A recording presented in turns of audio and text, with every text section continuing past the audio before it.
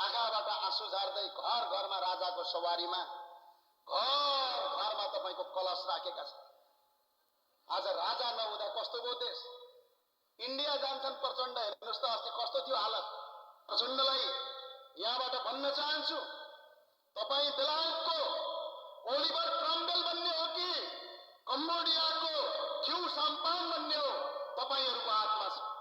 यदि बेलायतको ओलिभर क्रम्बेल बन्ने हो भने त्यसको फैसला नेपालका 81% हिन्दूहरूले गर्छन्। यादका साथ तपाईहरूको अगाडि बढ्न चाहन्छु। सच्चिनुस्, नवीन सम्झौतामा आउनुस्, राजा सहितको प्रजातन्त्र मान्नुस्, होइन भने नेपाली जनताले यसको फैसला गर्नेछ। म आज कम्बोडियाको उदाहरण दिन्छु मेरा दाजुभाइ। यस्तै प्रचण्ड जस्ता, यस्तै उपेन्द्र यादव जस्ता आफ्नै दाजुभाइ मारे हेर्नु त गौरमा आपसमा लडाएर। प्रचण्डका विरुद्धमा हतियार उठाए भने दाजुभाइ मारिए। आज ती दिदीबहिनीहरूको सिउँदो पुछियो, लास्टमा माथि मन्त्री हुँदा त्यही प्रचण्डसँग मिलेर मन्त्री खाए नि। हेर्नुहोस् त, छेपारोले बरु रङ कम फेर्छ, प्रचण्डले रङ बढी फेर्छ। ठ्याक्क आयो माताको मन्दिरमा बस्यो, चट्ट टीका लगाउने, अलि परपट्टि गयो मुखको घोट्यो मुखमा, अनि अर्को सेतो टोपी लगाउने। यो कस्तो बहुरूपिया। अब 15 गते प्रधानमन्त्री केपी शर्मा ओली पनि आन्दोलन गर्न जाने रे। अब हेर्नु त, म हाँसे हिजो रातभरि, पेट दुखिसक्यो हाँसेर। आफै प्रधानमन्त्री आफै आन्दोलन गर्न जाने रे। ल आफै सरकारमा छन्, आफै आन्दोलन। कसका लागि जाने भने राजावादीका लागि जाने रे। भने त यो देशमा राजा रहेछन् नि, राजा नभइदिएर किन आन्दोलन जान्थे यिनीहरू? राजा रहेछन्। मलाई अचम्म लाग्छ हेर्दा, ती पुजारीका घाँटी रेटेको, मन्दिरमा पिसाब फेरेको, हिन्दू धर्म मास्नुपर्छ भनेर विदेशीको डलर खाएको, भारतका गल्ली गल्लीमा लुकेर नेपाली आमा दाजुभाइ दिदीबहिनीहरूलाई लडाएर मारेका हत्याराहरूलाई यहाँका माताहरूले आशीर्वाद होइन, यहाँबाट श्राप दिनुपर्छ भन्ने कुरा हामीले यहाँबाट उद्घोष गर्न चाहन्छौँ। हिन्दू राष्ट्र भएको बेला राजदरबार हिन्दू, बुद्ध, किराँत र वैदिक सनातनका भगवान विष्णुको अवतार मानेका राजाको दरबार अगाडि आज पनि काठमाडौँको राजा नारायणी अगाडि जामा मस्जिद छ। यो प्रचण्डले बनाएको होइनन्, राजाले बनाइदिएको मन्दिर मस्जिद हो। त्यो भएर हिन्दू राष्ट्रको बेला त्यो भएको हुनाले मेरा दाजुभाइ हो, नभट्किय, नचट्किय। आज त थाहा भयो नि, यिनीहरू त भारतको गल्लीमा लुकेर, दिल्लीमा पालेर, यो मैले भनेको होइन, भारतका लागि, नेपालका लागि, भारतका लागि, नेपालका लागि भारतीय राजदूत भएका रञ्जित रेले, 8 वर्ष राजदूत भएका रञ्जित रेले, भारतका वरिष्ठ पत्रकार प्रदीप सिंहले भारतीय टेलिभिजन एनडीटीभीमा प्रचण्ड हामीले पालेको पाल्तु कुकुर हो भनेर भनिसक्नु भएको छ। तपाईहरुले याद गर्नु। ऊ पारीपट्टि जानुस् त, छोरी बुहारी बिहे गरे होला, पर बिहारतिर पढ्नातिर या पारीतिर पनि मोटरसाइकल कतिमा पाउँछ? 60,000 भारू नेपाली 1 लाख रुपैयाँमा पाइन्छ। त्यही मोटरसाइकल जनकपुरमा आएर किन्ने हो भने 5 लाख पर्छ। बाँकीको 4 लाख खोइ। 4 लाख केपी ओलीलाई हेलिकप्टर चढ्नलाई, विद्या भण्डारीलाई तपाईको घरको भत्ता बुझ्नलाई, रामवरण यादवलाई अहिले पनि काठमाडौँमा गएर घर भत्ता लिनलाई खर्च हुन्छ। यो जनताको पैसा। तपाईहरुले भोट हालेका सिकेर आउँदहरू, तपाईहरुले भोट हालेका उपेन्द्र यादवहरू, तपाईहरुले भोट हालेका राजेन्द्र महतोहरू माथि गएर के गर्छन्? हिन्दू राष्ट्र चाहिँदैन भनेर सिग्नेचर गर्छन्। भोट हिन्दूको लिन्छन्, हिन्दू राष्ट्र चाहिँदैन भनेर सिग्नेचर गर्छन्। यो अपराध हो कि होइन? हामी आज जनकपुरमा छौँ। यो माताको भूमि हो, माता सीताको जन्मभूमि हो। विश्वका 121 करोड हिन्दूहरूको पवित्र स्थल हो। तर आज दुःख लाग्छ दाजुभाइ हो, यही माता सीताको मन्दिरमा बम पट्काउनु पर्छ भन्नेहरूलाई, यही माता सीताको मन्दिर ध्वस्त पार्नुपर्छ भन्ने प्रचण्डलाई मधेसबाट मधेसी जनताले लखेट्न आवश्यकता छ। यो कुरा याद गर्नु।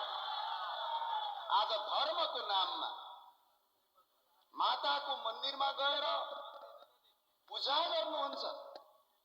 मलाई अचम्म लाग्छ हेर्दा, ती पुजारीका घाँटी रेटेको, मन्दिरमा पिसाब फेरेको, हिन्दू धर्म मास्नुपर्छ भनेर विदेशीको डलर खाएको, भारतका गल्ली गल्लीमा लुकेर नेपाली आमा दाजुभाइ दिदीबहिनीहरूलाई लडाएर मारेका हत्याराहरूलाई यहाँका माताहरूले आशीर्वाद होइन यहाँबाट श्राप दिनुपर्छ भन्ने कुरा हामीले यहाँबाट उद्घोष गर्न चाहन्छौँ। अझ मन्दिर धाउने कस्तो बहुरूपिया हेर्नु त। छेपारेले बरु रङ कम फेर्छ, प्रचण्डले रङ बढी फेर्छ।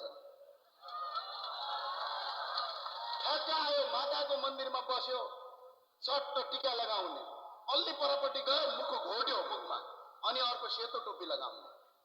यो कस्तो बहुरूपिया।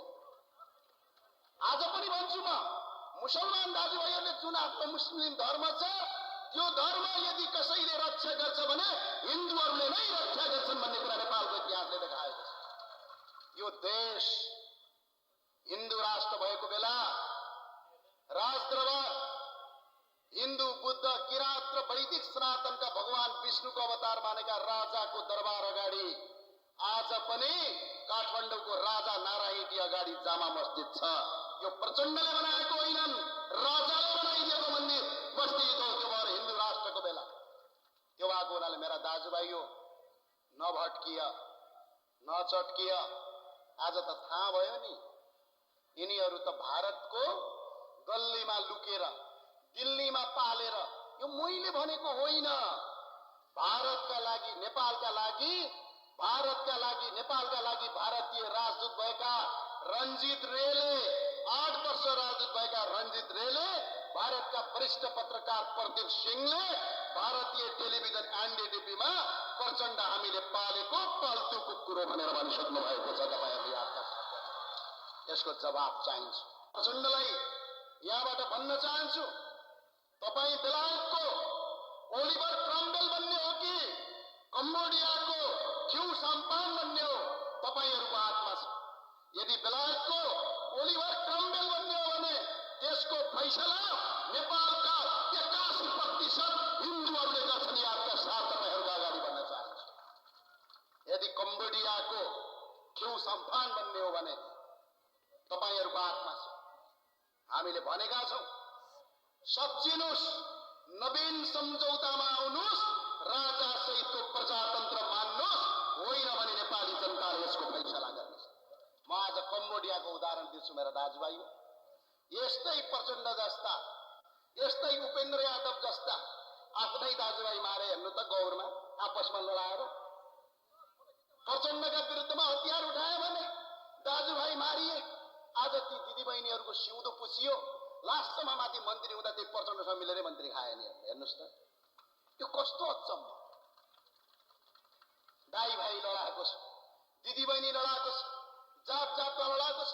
अब अहिले हिन्दू धर्म नमानिने हो भने त गाउँ गाउँमा लखेर्छन् भनेर पशुपतिनाथमा पूजा गर्ने, यहाँ जनकी माता माईको पूजा गर्ने, अनि पाप गर्ने पापीलाई धर्म गरेर धर्म र आज मन्दिरका पुजारी र माताले माफ गर्नुहुन्छ जस्तो लाग्छ, लाग्दैन। धर्म नगर्नेलाई श्राप दिनुपर्छ भन्ने कुरा हामी अगाडि बढाउन चाहन्छौँ। आज म कम्बोडियाको उदाहरण गर्दैछु। कम्बोडियामा खमेरुज विद्रोह भयो, त्यहाँको राजालाई फालियो, 4 वर्ष शासन गरे।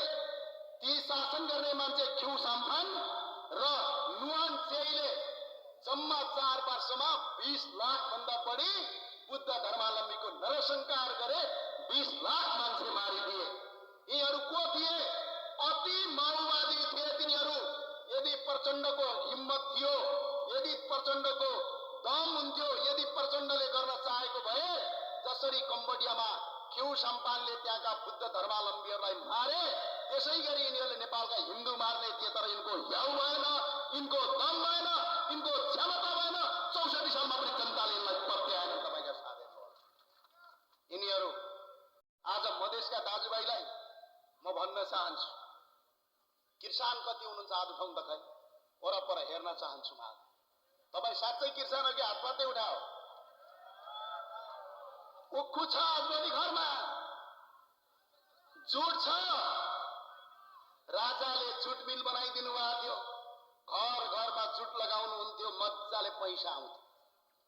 राजाले चिनी मिल खोलिदिनु भएको थियो, घर घरमा उखु लाउनु हुन्थ्यो, पैसा खनी घरमा आउँथ्यो।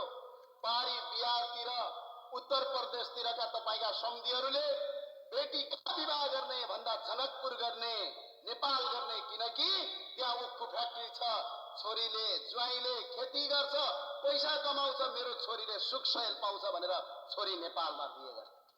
तर आज ठ्याक्कै उल्टो भयो। न उक्कु फ्याक्ट्री चिनी फ्याक्ट्री छ, न जुट फ्याक्ट्री छ, चुरोट फ्याक्ट्रीको त कुरै छोडौं, यो जुनको त कुरै छोडौं, यो मुनको त कुरै छोडौं। आज चुरोट कारखाना बन्द गरेर भारतबाट विदेशबाट चुरोट आयात गर्छन्, तर त्यो चुरोट कारखानाको जग्गामा हेर्नुस् त मुख्यमन्त्री कार्यालय, प्रदेश मन्त्री कार्यालय, छोटे राजाको दादागिरी चलेको छ। त्यही भएर यो प्रदेश खारेज